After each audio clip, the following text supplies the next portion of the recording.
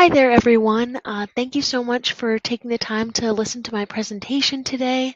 I'll be sharing, my name is Lydia Sider, and I'll be sharing with you about endocrine disruptors and their role in the global oceans and water supply. So to start, I'll give you some background by sharing my abstract. So an endocrine disruptor is a chemical that imitates or obstructs a hormone that naturally occurs in the human body. And these hormones are needed to dictate bodily functions like growth, metabolism, and reproduction. Um, a few common endocrine disruptors are BPA, dioxin, perchlorate, PFAs, triclosan, and phytoestrogens. And increased level of endocrine disruptors in the body can lead to adverse outcomes such as earlier puberty, ADHD, and also certain types of cancer. So endocrine disruptors can get into the human body in a variety of ways, including eating, drinking, inhalation, or just skin contact with water as well. And they can get into the water supply through industrial and agricultural runoff, as well as the runoff from water and sewage treatment plants. So the EPA has a program, the Endocrine Disruptor Screening Program, which researches and regulates endocrine disruptors. And some exciting advances are being made in sustainable technologies to remove these endocrine disruptors from drinking water. So I wanted to give some historical context on a background of endocrine disruptors. So in the late 1700s is when the Industrial Revolution started, and this is what first introduced industrial pollutants. In the 1930s is when the scientific community, recognized and established the concept of endocrine disruptors. And in 1965 was the first mention of endocrine disruptors in water. And it was mentioned as an area of concern, coming from sources like industrial runoff and chemical dumping. This was followed by a few studies in the 1970s about endocrine disruptors in water. And then in the 1990s, there were some studies published that detailed more information about the adverse effects of endocrine disruptors. And then this is when it kind of became an area of mainstream concern and focus, and the EPA's testing program was also established in 1996 as well. So hopefully this gives some historical background and context for the rest of the presentation. So I shared a few details about it in the abstract, but what is an endocrine disruptor? So again, it imitates or obstructs a naturally occurring hormone in the body.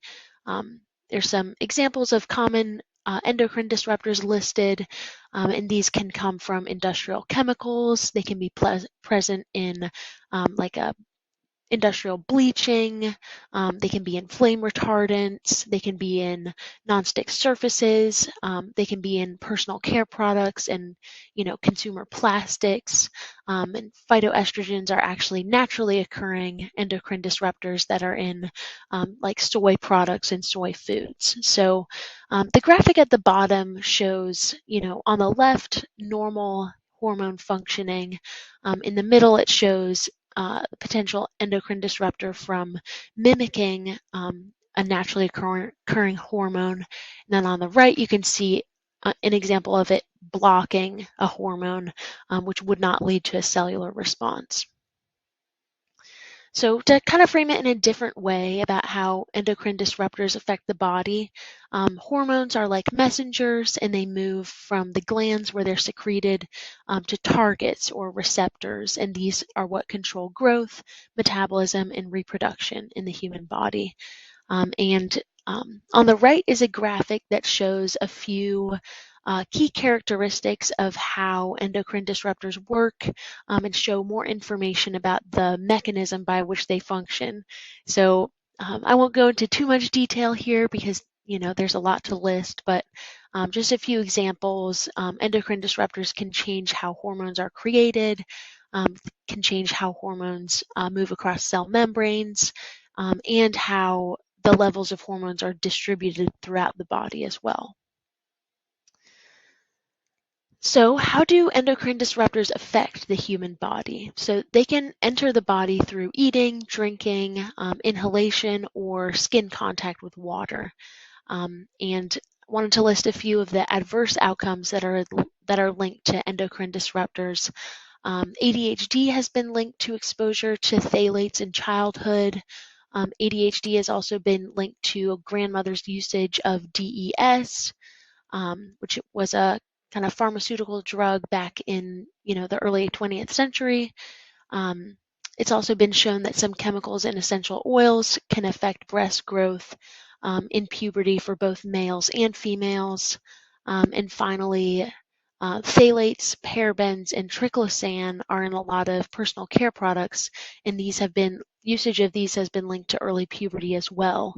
And early puberty itself is linked to a higher risk of developing ovarian cancer, breast cancer, as well as mental illness.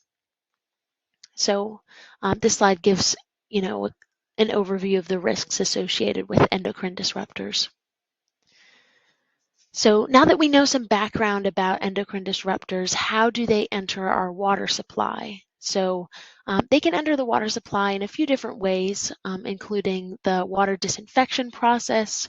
Actually, the chemicals that are used to disinfect water can interact with organic matter in the water in order to create disinfection byproducts, which have been linked to cancer and reproductive issues. And there's actually 700 of these disinfection byproducts that have been identified, but only 7 that are currently regulated by the EPA. So they can also come from industrial and agricultural chemical releases, as well as BPAs can be found in outflows from water and sewage treatment plants. And finally, phthalates are also found in industrial runoff and also in plastic storage containers for food or water. So drinking water from plastic containers actually had 5 times the phthalate concentration of drinking the same water but from a glass container. And these phthalates are linked to male and female reproductive issues. So after sharing information about the risks associated with endocrine disruptors and how they get into water, you might be wondering what can be done to mitigate these effects of endocrine disruptors. So I'll share some tips I found with you about ways to address this issue. So you should wash your hands often to rinse away, any chemical residue that might have accumulated on your hands, taking care to avoid scented soaps because those can contain some of the endocrine disruptors I mentioned that are in personal care products. Also, dust and vacuum often, since the flame retardant chemicals that are used in a lot of household items and products could accumulate in your house. Also recommend to avoid chemically manufactured fragrances and scents because oftentimes those contain phthalates, and to use kind of natural remedies like flowers, citrus, and baking soda as natural air fresheners rather than a chemical air freshener. Also recommend to use glass and stainless steel containers for food storage instead of plastic, since plastic containers might contain phthalates and BPAs. Also, in canned food, sometimes the can liner can contain BPAs, so try to use food that maybe comes in glass containers or fresh options as well. Also, you can eat organic food to limit your intake of pesticides through food, as well. Try not to use nonstick pans because the coating on those pans contains an endocrine disrupting chemical sometimes. And finally, drink tap water out of a glass rather than a can or bottle, since sometimes those could have BPAs. And you can also filter your tap water on your faucet at home to try to remove some of the endocrine disruptors as well. So that's, what you personally can do to try to avoid some of these endocrine disruptors, but you might also be wondering what can be done on an industrial scale to remove endocrine disruptors from water. So traditionally, the methods that have been used to do this are coagulation, flocculation, sedimentation and filtration process, along with carbon nanotubes, membranes, and UV irradiation as well. But the problem with a lot of these methods is it requires a lot of energy to do these methods. It's can be inefficient, and sometimes it either requires hazardous chemicals to run that process, or um, using the process creates toxic byproducts as well. So I found a really interesting study on a Spanish broom method, which is really exciting. It's a sustainable and kind of green strategy. So Spanish broom is a flowering plant that grows near the Mediterranean. And its cellulose fibers were actually used in this study to remove BPAs from water. So really exciting, the method removed 77% of BPAs in pure water and 64% of the BPAs in synthetic wastewater. So you can see the graphic on the right is the efficiency of Spanish broom after multiple uses. So the same fibers can actually be reused to remove BPAs with the same efficiency multiple times in a row. So that's really exciting as well.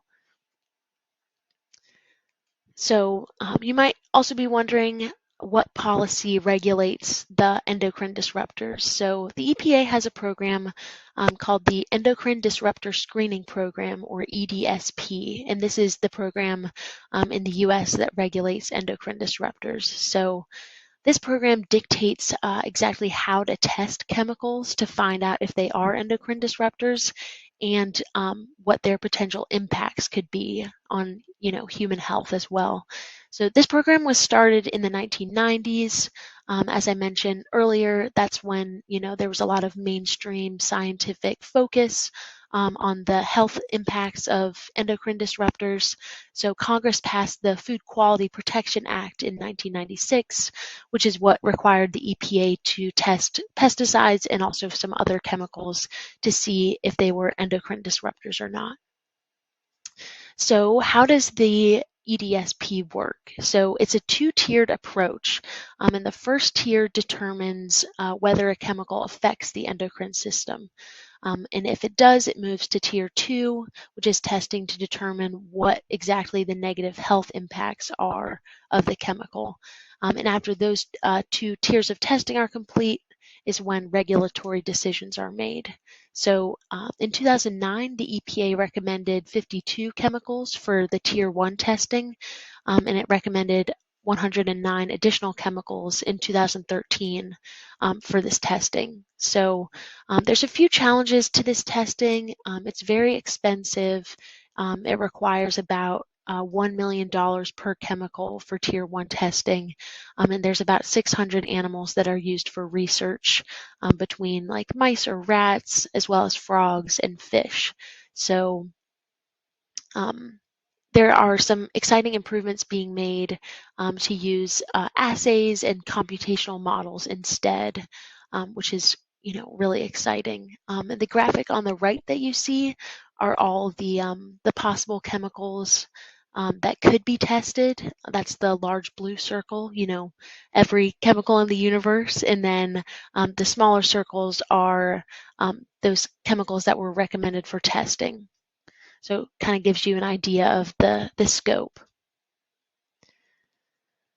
So I've covered what the EPA in the US dictates as far as regulating endocrine disruptors, but you might be wondering or curious about if there are any differences between countries when it comes to monitoring endocrine disruptors. So as far as, regulating other pollutants, most countries will regulate exposure to pollutants like heavy metals or lead, other dangerous pollutants, but not all countries actually regulate and limit exposure to endocrine disruptors. And even the World Health Organization has said their own guidelines for safe drinking water could be improved with regard to regulating endocrine disruptors, even though they do have guidelines for other pollutants. So the world map on the right shows a map of what countries monitor endocrine disruptors and how many they monitor. So the darker the blue of the country, the more endocrine disruptors they monitor. So you can see from this map that it's not very standardized throughout the world, and many countries do not monitor or regulate endocrine disruptors, so the risks can be unknown and uncontrolled in a lot of these places. So thank you so much for taking the time to attend my presentation. I hope you learned some new information today, and looking forward to hearing your presentations as well, and the discussion posts as well. So thank you so much. And this is the works cited page.